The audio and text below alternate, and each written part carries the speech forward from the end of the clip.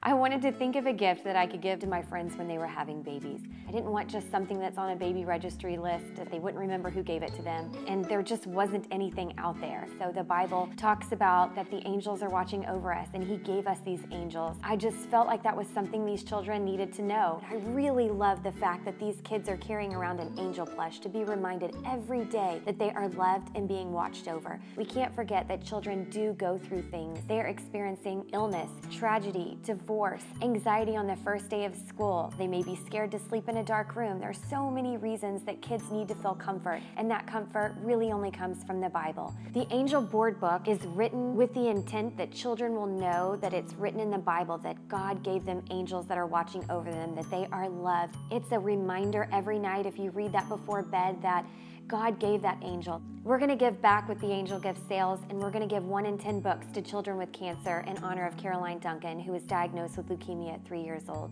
When we were first diagnosed, it was scary. You never think it would happen to your family. The Angel Gift, we love it because it has helped us. Reading that book, we know that the Lord has Caroline's name and all these other kids on the palm of His hand. It just touches my heart to know that she is wrapped in His arms, and she's going to make it through this.